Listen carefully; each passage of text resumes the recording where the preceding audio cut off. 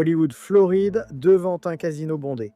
Le rappeur Offset a été blessé par balle. Nous avons une vidéo censée montrer les instants précédents et le chaos juste après.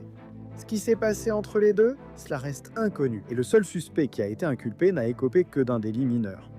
Donc, s'il n'a pas appuyé sur la gâchette, qui l'a fait? Et pourquoi les enquêteurs cherchent-ils encore d'autres personnes? Bienvenue dans Sidebar, présenté par Law & Crime. Je suis Jesse Weber. Hollywood, en Floride. C'est à environ 26 minutes au nord de Miami, tard dans la nuit, devant le casino Seminole Hard Rock. J'y suis déjà allé. C'est un super endroit. Le service de voiturier est bondé. Voitures qui arrivent, lumière partout, des gens vont et viennent. C'est attendu pour un tel endroit. Et au milieu de tout ça, le rappeur Offset aurait été blessé par balle. On s'attend à ce qu'il survive. C'est la bonne nouvelle, mais il a été touché par balle. Et les détails de ce qui a mené à ce moment-là sont très étranges. Très confus. Il y a une vidéo qui circule en ce moment sur ce compte Instagram. Il s'appelle Only Indade. Et je veux être très clair ici. Ce compte affirme que ces extraits capturent certains des moments clés, mais la police n'a pas confirmé leur authenticité. D'accord. Alors réfléchissez-y pendant qu'on en parle. Là, vous pouvez voir ce qui semble être Offset debout dans une zone de l'hôtel. On ne sait pas exactement dans quelle partie de l'hôtel il se trouve. Rien ne semble anormal. Il semble simplement être là, debout, aucune tension apparente, aucun signe évident de ce qui va se passer. Mais ensuite, il y a cette autre vidéo prise quelques instants plus tard, c'est le chaos. Quelqu'un est au sol. Une autre personne est tirée à l'écart. Les gyrophares de la police inondent toute la scène. Alors la question devient, que s'est-il passé entre ces deux moments? Parce que c'est dans cet intervalle que cette histoire commence vraiment.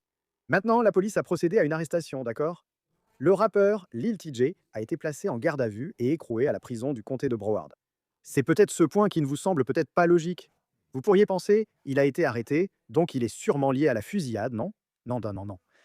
Il a été inculpé pour trouble à l'ordre public, un délit mineur. Il semble accusé d'avoir été impliqué dans une altercation ou bagarre avant la fusillade. Ce n'est donc ni une tentative de meurtre, ni une accusation liée aux armes. Si ce n'est pas lui qui a tiré, qui l'a fait?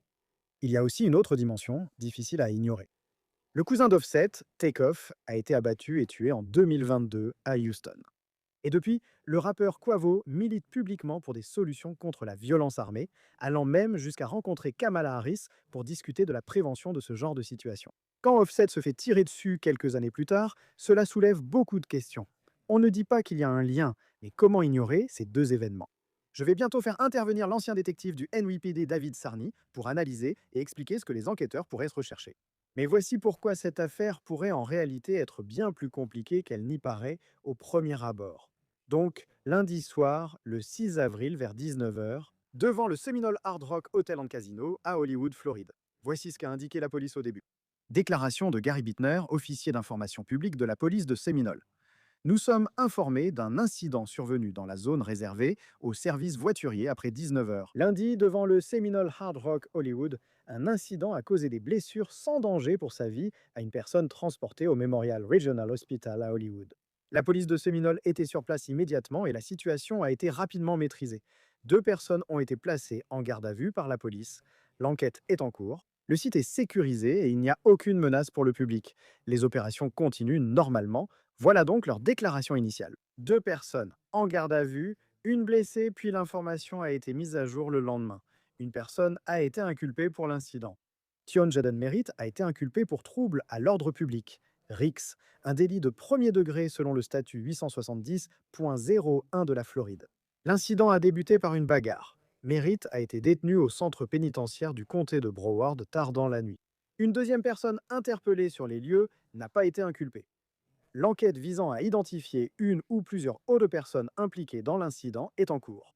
La personne blessée est toujours à l'hôpital régional Memorial à Hollywood avec une blessure non mortelle. Donc Merritt, le rappeur Lil TJ, a été placé en détention. Apparemment non pas pour avoir tiré sur quelqu'un, mais pour une bagarre présumée. La seconde personne détenue n'a jamais été inculpée et son identité reste inconnue. Selon les registres, Merritt était en détention avec une caution pour trouble à l'ordre public et une autre de 2 500 $ pour une infraction routière apparemment conduite sans permis.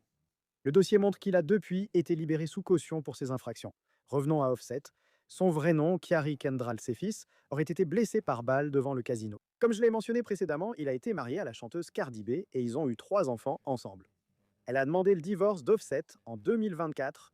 Mais en fait, si vous revenez à Merit, Lil TJ, son avocate, Dawn Florio, a publié une déclaration sur son compte Instagram disant que Lil TJ n'a pas été blessé par balle ni accusé d'aucune fusillade. Tout reportage affirmant le contraire est faux. Nous encourageons les gens à consulter des sources d'informations fiables et à vérifier l'exactitude de tout reportage avant de partager ou de répéter de manière réflexe des rumeurs sans fondement. Donc, son avocat affirme clairement qu'il n'a rien fait. Il n'est pas impliqué dans cette affaire. Et les accusations, pour l'instant, semblent le confirmer. Si la police pensait qu'il avait appuyé sur la gâchette, il n'aurait pas été maintenu en détention avec une caution de 500 dollars pour trouble à l'ordre public, n'est-ce pas? N'est-ce pas? Donc cela soulève la question évidente. Si Lil TJ a été inculpé pour cette battue et non pour la fusillade, alors qui a réellement tiré sur Offset? La police précise que l'enquête pour identifier d'autres personnes se poursuit. Ils sont toujours à la recherche de quelqu'un. Avant de faire venir le détective Sarni, je souhaite vous donner un contexte sur Offset qui n'en est pas à sa première situation chaotique et médiatisée. Il appartient au trio Migos. Ce trio de hip-hop a profondément transformé le son du rap dans les années 2010 avec des succès comme Versace, Bad and Bougie ou Motorsport. Sa vie privée devient alors aussi bruyante que sa musique. Quand Offset a épousé Cardi B, souvenez-vous que j'ai dit qu'ils se sont mariés et ont eu 3 enfants. Elle a demandé le divorce en 2024, mais en réalité, les deux s'étaient mariés en secret. Ils se sont mariés en secret à Atlanta en septembre 2017, puis ils ont annoncé leur fiançailles un mois plus tard. C'est un peu à l'envers, mais c'est comme ça qu'ils l'ont fait. Et regarde, leur relation aurait apparemment été très mouvementée. Donc apparemment, elle avait initialement demandé le divorce une première fois en 2020, puis elle a annulé la procédure et elle a redéposé une demande en juillet 2024. Cette fois, ça s'est très mal passé. On en a déjà parlé dans un épisode précédent de Sidebar, donc voici juste les grandes lignes. Mais Cardi B a fait de graves accusations contre Offset, l'accusant de la harceler, de la traquer et même de l'avoir apparemment menacée de mort. Maintenant, Offset n'a jamais vraiment répondu officiellement ou publiquement à tout cela. Son représentant est resté plutôt silencieux. Mais quand on entend qu'Offset s'est fait tirer dessus devant un casino, une partie de la raison pour laquelle cette histoire explose, c'est à cause de tout ce qui s'est passé dans sa vie, de sa notoriété, de la façon dont il a été très exposé médiatiquement. Son nom porte déjà beaucoup de poids. Il apporte du drame, des gros titres et un lien avec Cardi B.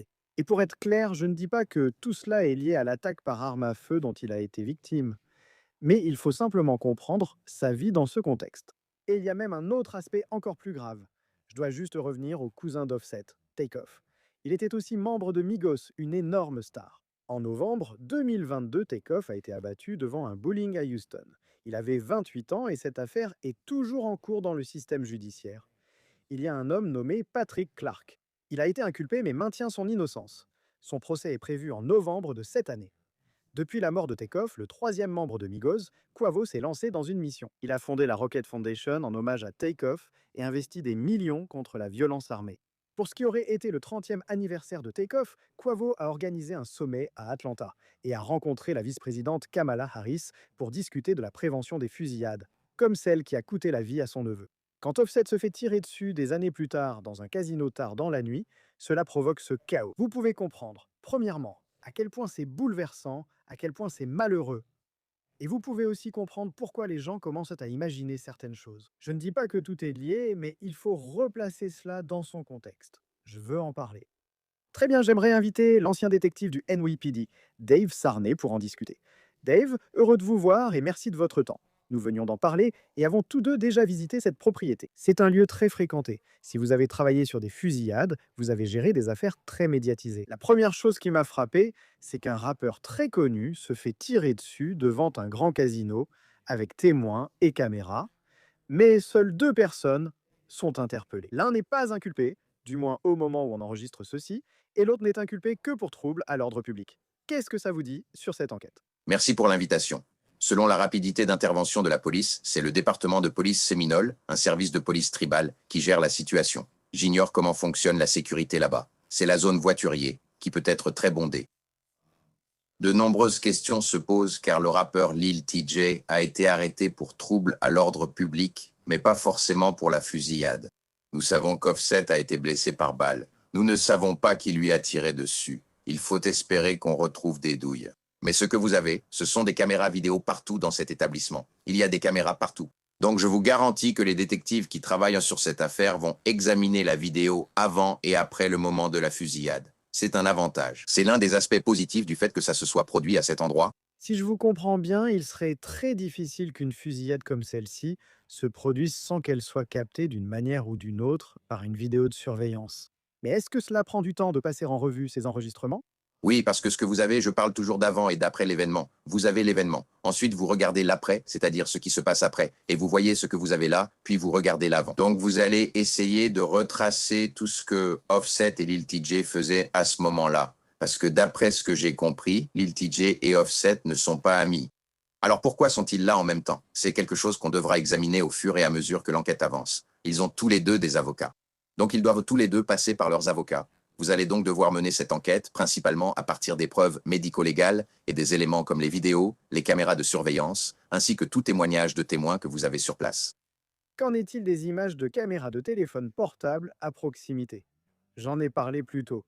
Une vidéo d'un compte non vérifié que la police n'a pas authentifié. Mais comment la police fait-elle pour rechercher toutes les vidéos des téléphones portables? Sont-ils capables de retrouver les personnes qui étaient dans le casino? Peuvent-ils obtenir les vidéos de leur téléphone portable? Ont-ils besoin d'un mandat pour obtenir ces vidéos? Est-ce qu'ils lancent un appel public? Si vous avez des images de cela, veuillez nous les envoyer. Comment ça fonctionne? Eh bien, il y aurait plusieurs façons. L'une d'elles serait de demander des vidéos à toute personne qui en a. Ce que vous allez probablement avoir, c'est que toute vidéo que vous allez obtenir sera envoyée sur les réseaux sociaux. TMC en fait partie. Ils vont probablement recevoir la vidéo avant la police. Si vous détenez des personnes, vous devrez récupérer leur téléphone. Et pour obtenir des vidéos à partir de cela, il vous faudra des mandats de perquisition. À moins qu'ils ne donnent leur consentement, ce téléphone reste leur propriété. Et pour saisir toute preuve vidéo, il nous faudra un mandat de perquisition. Si des personnes acceptent de le faire, c'est une chose. Je vous garantis qu'ils chercheront aussi sur Internet. Pour tous ceux qui ont publié cette vidéo sur les réseaux sociaux, que ce soit X, Instagram ou n'importe laquelle de ces plateformes, parce que c'est là que les gens envoient les vidéos et surtout TMZ, parce qu'il y a une rémunération à la clé. Penses-tu que cela peut devenir un peu compliqué si nous avons une situation concernant Offset? Je ne pense pas que quelqu'un d'autre ait été blessé par balle pour l'instant. Mais est-ce qu'Offset ou quelqu'un qui était avec Offset aurait la capacité d'identifier qui a peut-être fait ça? Ou serait-il prêt à identifier qui a peut-être fait ça? Voici les problèmes dont on parle toujours dans ce genre de situation. La plupart des artistes, on va le dire, ne coopèrent pas avec la police. Ils ne sont pas du genre à aller voir la police et à nous dire ce qui s'est passé. Donc, il va falloir essayer de fournir des preuves. Vous pouvez avoir quelqu'un qui est un témoin coopératif, un témoin oculaire, que ce soit un employé du casino. C'est une façon de faire. Je ne sais pas si vous allez obtenir la coopération d'un côté ou de l'autre. Parfois, si Offset veut vraiment trouver la personne qui a fait ça, il coopérera, évidemment. Vous savez, on ne sait pas quel genre, on ne connaît pas l'étendue de ses blessures. Elles ne semblent pas graves, ce qui est une bonne nouvelle. On ne sait pas si d'autres personnes ont été blessées par balle. On ne sait pas combien de coups de feu ont été tirés. Cela veut dire qu'on fait une enquête dans les hôpitaux. On prévient les hôpitaux. Si quelqu'un se présente avec une blessure par balle, ils vont en informer la police. Concernant la coopération, j'ai souvent constaté qu'on fait face à des personnes non coopératives. Il faudra donc travailler avec les preuves disponibles. Et pour être clair, ce n'est pas parce que quelqu'un est impliqué dans un crime ou a commis un crime. Cela peut être pour d'autres raisons. Ça pourrait l'être, je veux dire, dites-moi en tant qu'artiste, vous avez déjà vu cela se produire par le passé. Est-ce à cause de la réputation? Est-ce à cause de la culture? Est-ce à cause de raisons personnelles, d'expériences personnelles? Ça ne veut pas dire que quelqu'un est impliqué dans quoi que ce soit, c'est juste que ce sont quelques-unes des raisons pour lesquelles on pourrait voir cela. Oui, c'est pour ça qu'il y a plusieurs facteurs qui font que les gens ne coopèrent pas. Ils ne veulent pas, c'est une question de réputation. Tu veux garder ta crédibilité. Tu ne veux pas parler à la police parce que si tu coopères avec la police, ça veut dire que tu perds ta crédibilité. On a vu des rappeurs faire ça. Et sur les réseaux sociaux, on les voit d'un mauvais œil. Mais quand tu regardes ce genre de choses, tu veux que les gens fassent ce qui est juste. En réalité, cette personne a été blessée par balle. On ignore à quel groupe elle appartenait ou qui elle était alors. Était-ce un associé de la bande d'Offset? Ses amis et son entourage sont présents. Lil TJ aurait-il pu être impliqué avec cette personne? On l'ignore, d'où la recherche d'identification. C'est pourquoi, si tu veux que les choses soient faites correctement, si tu veux que cette fusillade et ses conséquences soient traitées correctement, tu dois obtenir la coopération de chaque participant, surtout de la victime. Et d'ailleurs, je ne sais pas, Offset coopère peut-être totalement. On ne sait pas, mais j'essaie juste d'imaginer ce qui pourrait se passer en coulisses, y compris au niveau de la balistique. Alors parle-moi de ça. Comment procède-t-il? Tu as parlé des douilles. S'il y a aussi une balle qui est entrée dans une victime qui a touché Offset, est-ce qu'ils peuvent la récupérer? Est-ce qu'ils peuvent l'associer à une arme? Est-ce qu'ils peuvent relier ça à des suspects? Quel est le processus dans ce cas-là? Eh bien, maintenant, on a une scène de crime. Donc, il faut déterminer si c'était une blessure transfixiante, c'est-à-dire si le projectile a traversé le corps de part en part. On ne sait même pas encore où la blessure a eu lieu. Donc, pour la récupérer, cela dépendra de l'état de la balle après son extraction du corps d'Offset. Est-ce qu'elle aura de la valeur? Non, peut-être pas. Mais ce que vous cherchez, ce sont des douilles ou des étuis de cartouches. C'est pour ça que la vidéo est importante. Nous avons aussi des témoins. Nous n'avons pas encore déterminé combien de coups de feu ont été tirés. Donc, cette scène de crime doit être préservée. Et concernant l'arme à feu, est-ce que la personne est partie avec l'arme? Ou comme on l'appelait avant, on appelait ça un Brooklyn Bounce, dans le sens où l'arme à feu était laissée sur les lieux et quelqu'un l'a récupérée. C'est pourquoi cette vidéo a été très pertinente pour savoir combien de coups de feu ont été tirés, si vous n'avez pas de témoin pour vous le dire, et où se trouvait l'arme au moment de la fusillade. Donc, il y a beaucoup de choses qui entrent en jeu ici. Cela peut être résolu rapidement grâce à la vidéo, mais cela peut aussi ne pas l'être, car vous dépendez de la coopération de la victime et de toutes les personnes autour, des témoins et autres. Et parle-moi de Lil TJ.